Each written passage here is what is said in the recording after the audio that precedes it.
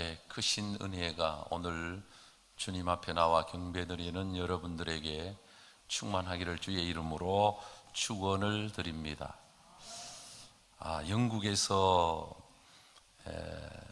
목사님 한 분이 칼럼을 쓰면서 발표를 했는데, 기독교인들이 가장 좋아하는 성경 구절이 요한복음 3장 16절이었습니다. 그런데 지금 젊은 세대들이 취향이 바뀐다는 거죠. 옛날에는 요한복음 3장 16절이었는데 지금은 예레미야 29장 11절로 바뀌었다는 거예요. 오늘 본문이 예레미야 29장 11절부터 13절을 읽었는데, 예레미야 29장 11절 말씀을 우리 한번 다시 큰 소리로 같이 합독하겠습니다. 여호와의 말씀이니라. 너희를 향한 나의 생각을 내가 아나니 평안이요 재앙이 아니니라. 너희에게 미래와 희망을 주는 것이니라. 아멘. 하나님의 생각은, 우리를 향한 하나님의 마음은 재앙이 아니라 평강을 주시기를 원하고 미래와 희망을 주는 것이니라. 그래서 오늘 저는 본문을 중심으로 우리를 향한 하나님의 마음이라고 하는 제목으로 함께 은혜를 나누고자 합니다. 여러분, 우리가 믿는 하나님은 우리의 영원하신 아버지입니다. 우리가 믿는 하나님은 우리 육신의 아버지보다 더 좋은 아버지십니다. 예수님은 마태복음에 이렇게 말씀하고 계십니다. 구하라 주실 것이요, 찾으라 찾을 것이요, 두드리라 열릴 것이니 구하는 이마다 얻을 것이요, 찾는 이가 찾아낼 것이요, 두드리는 이에게 열릴 것이니라. 너희들이 자식이 떡을 달라는데 돌을 줄 자가 누가 있겠으며, 생선을 달라는데 뱀을 줄 자가 누가 있겠느냐. 너희가 악할지라도 자식에게 좋은 것을 줄 줄 알거든. 하물며 하늘에 계신 너희 아버지께서 너희에게 가장 좋은 것으로 주시지 않겠느냐. 이 말씀은 부모의 마음은 자식에게는 좋은 것을 주고 자식이 잘 되기를 바라고, 어느 부모가 자식이 안 되기를 바라는 부모가 있겠어요?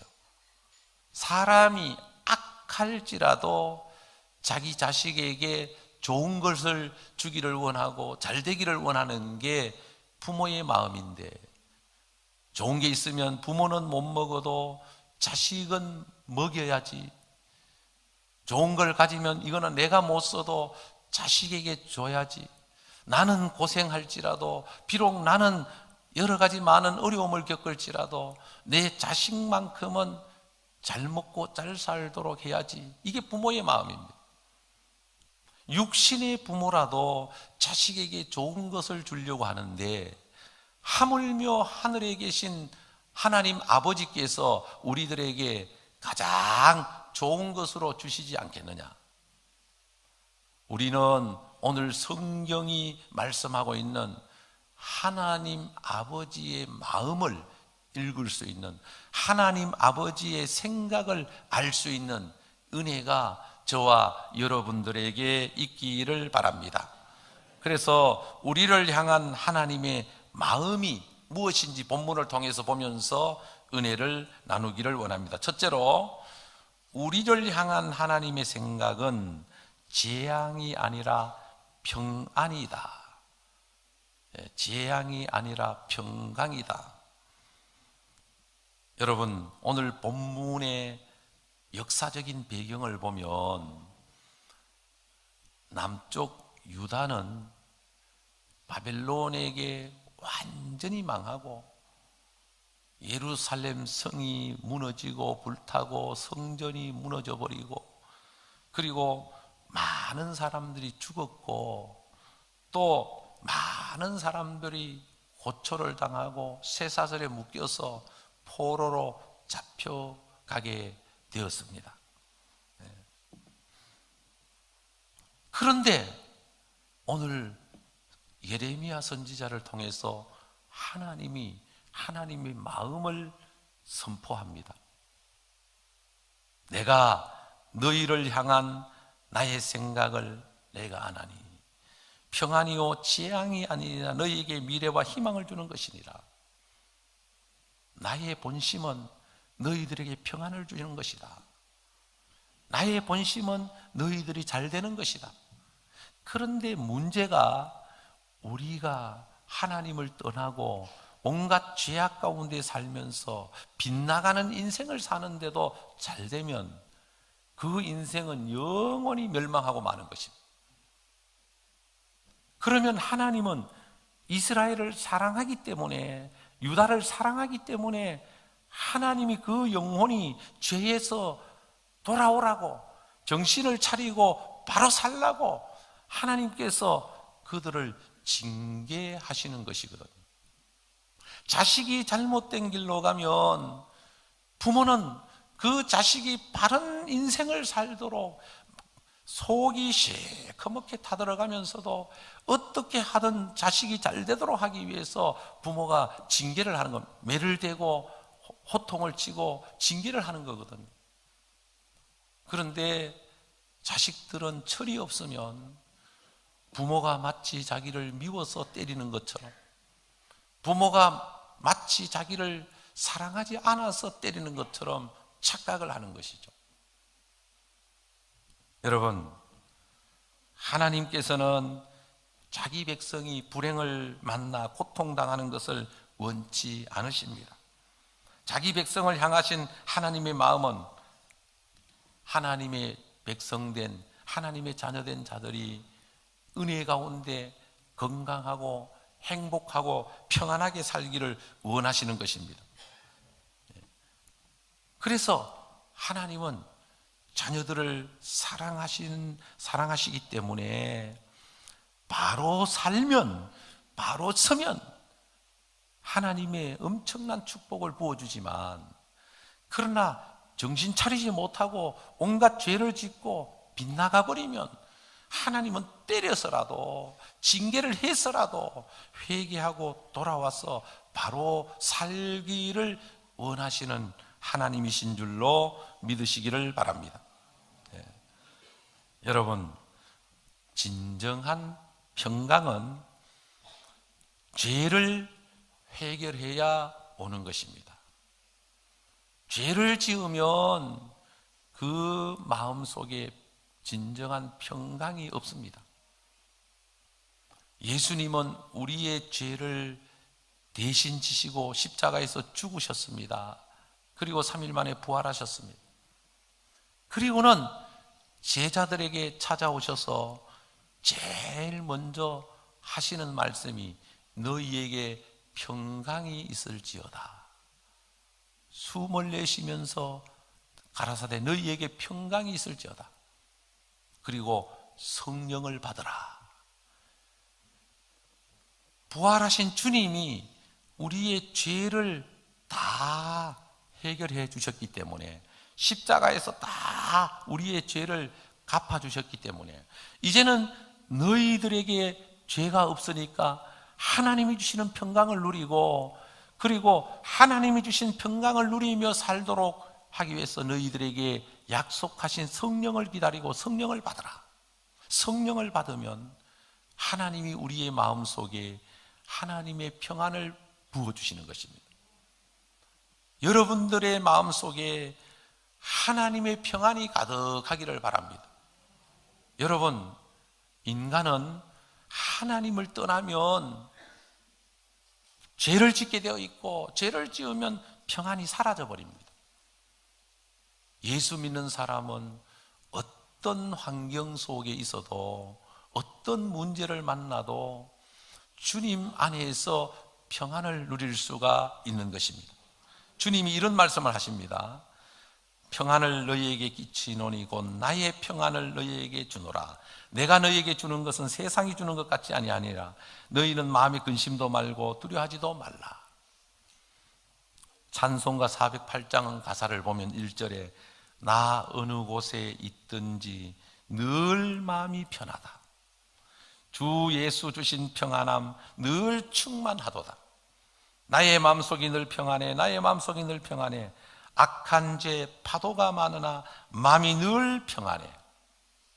여러분 마음에 평안이 있습니까? 주님이 여러분 마음속에 계시면 여러분 마음속에 평안이 넘칠 줄로 믿습니다.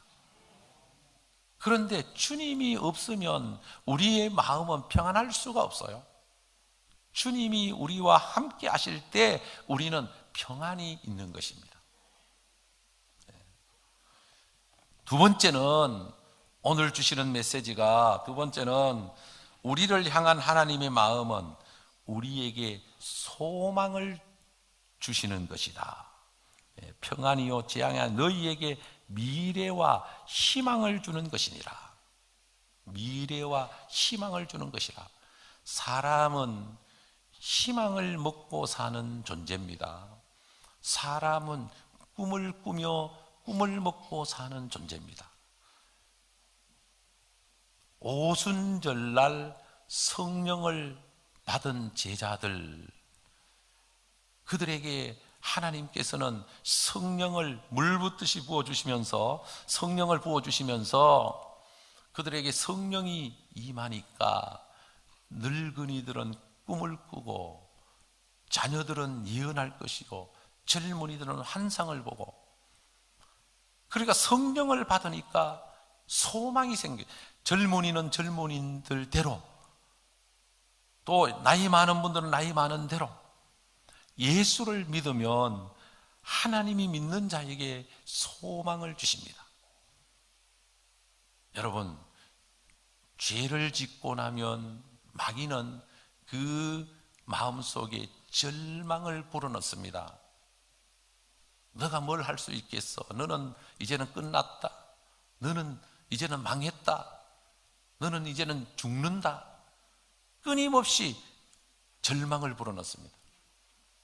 그러나 우리에게 은혜가 임하고 우리가 믿음을 가지면 하나님은 우리에게 소망을 불어넣습니다. 희망을 불어넣습니다. 그래서 믿음이 생기면 희망이 생깁니다.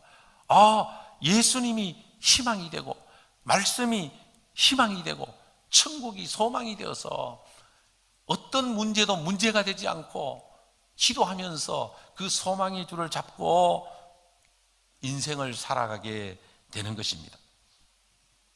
여러분,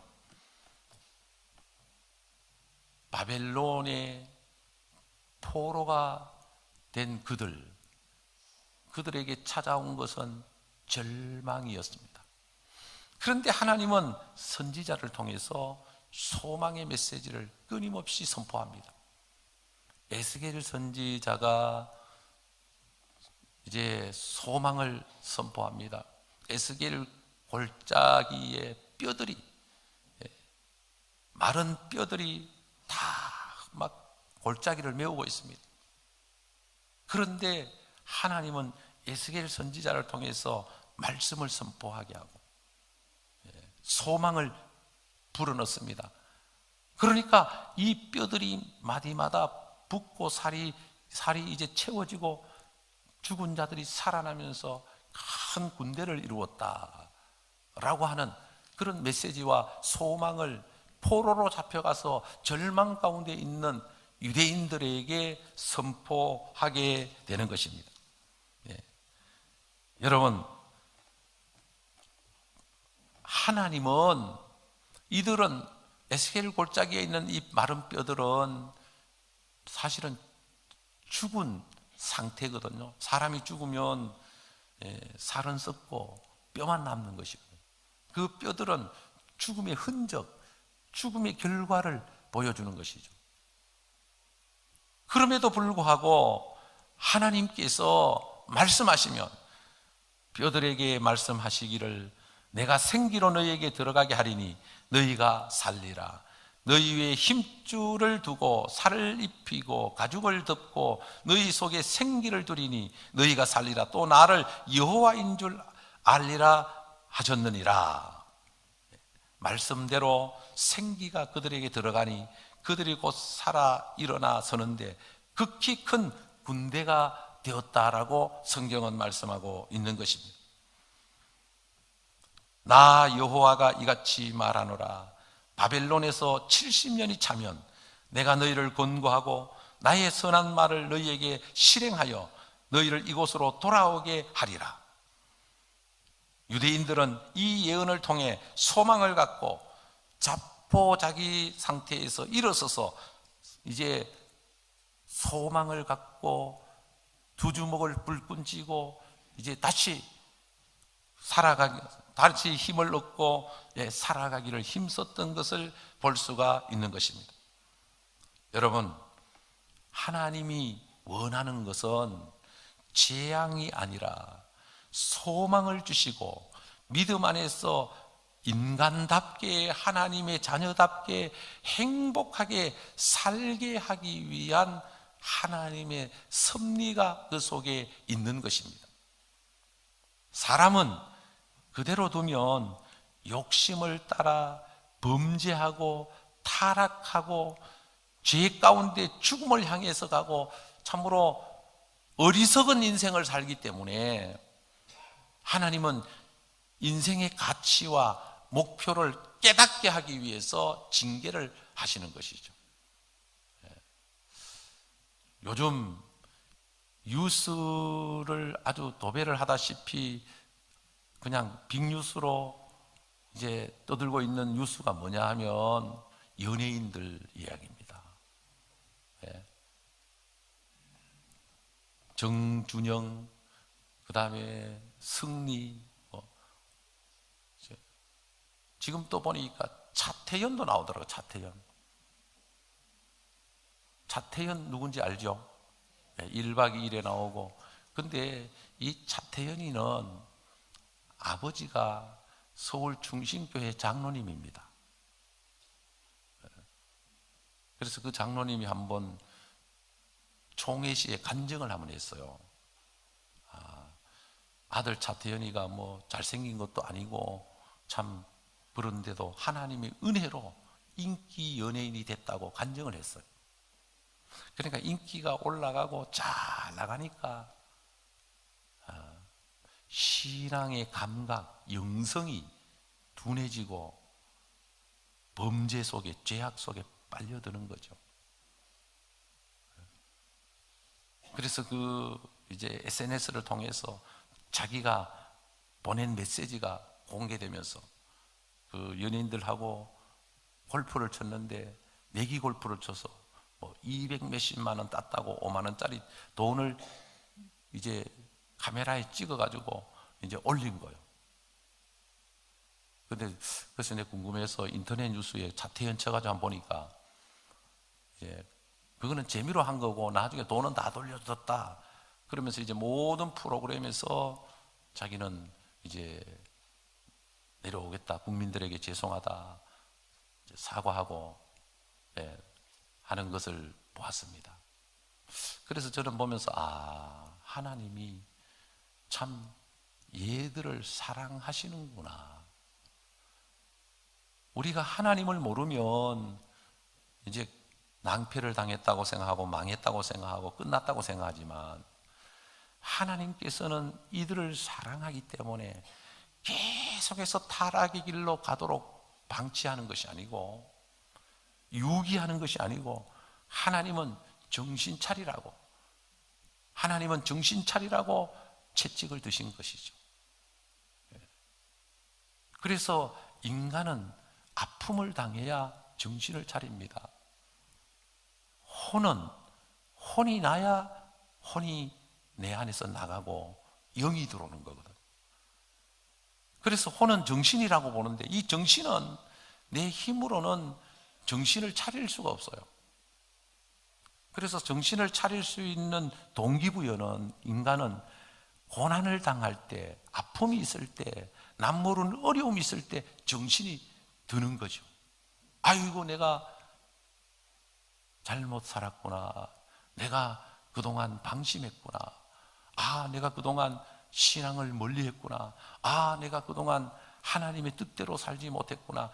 깨닫게 되는 거죠.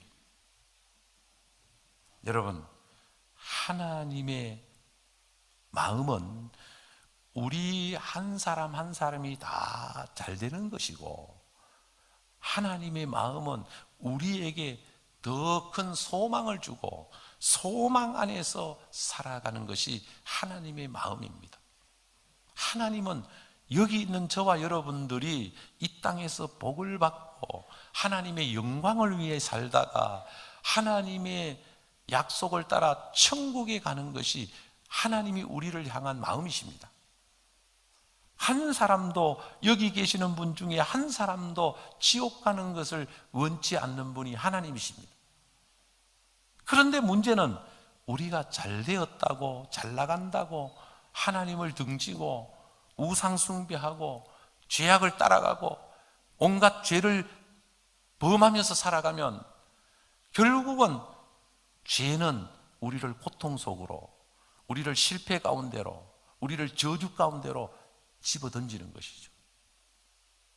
그래서 우리는 예수 믿는 사람은 깨어서 기도하고 주님을 의지하고 믿음으로 살 때 하나님은 더 큰 은혜를 우리에게 주시고 더 놀라운 은혜를 우리에게 부어주셔서 우리에게 소망이 넘치는 삶을 살아가게 되는 줄로 믿으시기를 바랍니다. 세 번째는 오늘 말씀을 통해서 하나님의 마음은 성도들에게 기도를 통해서 만나주시고 응답해 주시고 축복해 주실 것이라는 말씀입니다. 12절 13절 말씀 같이 읽겠습니다. 너희가 내게 부르짖으며 내게 와서 기도하면 내가 너희들의 기도를 들을 것이요 너희가 온 마음으로 나를 구하면 나를 찾을 것이요 나를 만나리라. 아멘. 기도는 하나님께서 자녀된 우리들에게 주신 축복이요 특권입니다. 기도는 하나님과의 대화입니다. 요즘은 사람들이 대화방, 카톡방을 통해서 많은 사람들이 대화를 나눕니다. 끼리끼리 여러 가지. 그런데 사람은, 사람과의 관계는 대화를 나누면서도 예의를 지켜야 됩니다. 아무리 친해도 밤 10시가 넘으면 전화나 카톡을 안 보는 게 좋습니다. 그런데 예의가 없는 사람은 새벽 2시에도 까똑 하고 시도 때도 없이 보내거든요. 그거는 사실은 예의가 아닙니다. 10시 넘으면 자야 되죠. 그래서 저는 아예 까똑 소리를 죽여놨습니다. 아무리 와도 못 듣습니다. 자, 그런데 하나님은 우리와 대화하기를 원하시는 하나님께서는 24시간 열어놓고 계십니다. 심지어 우리 하나님은 밤중이나 새벽이라도 기도하면 하나님이 더 기뻐하십니다. 사람은 밤중이나 새벽에는 전화를 하거나 문자를 보내면 싫어하지만 하나님은 24시간 동안 열려있기 때문에 언제 어디서든 기도하면 하나님이 들으십니다. 여러분, 하나님 앞에 기도로 나아갈 수 있는, 기도로 하나님과 대화할 수 있는, 기도로 하나님을 기쁘시게 할 수 있는 은혜가 우리에게 있기를 바랍니다. 그래서 오늘 12절 13절 너희가 내게 부르짖으며 내게 와서 기도하면 내가 너희들의 기도를 들을 것이요 너희가 온 마음으로 나를 구하면 나를 찾을 것이요 나를 만나리라. 변함없는 하나님의 약속입니다.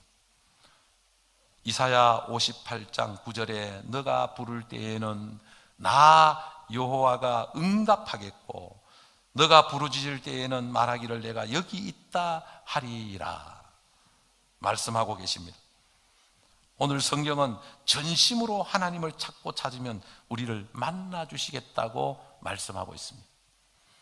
여러분, 기도를 통해서 하나님과의 깊은 만남을 가지면 우리의 고민과 문제는 하나님이 해결해 주십니다.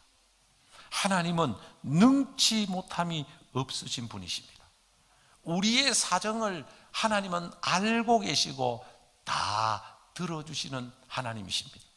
하나님 앞에 진심으로 기도하면 하나님은 우리의 기도를 응답해 주시고 해결해 주십니다.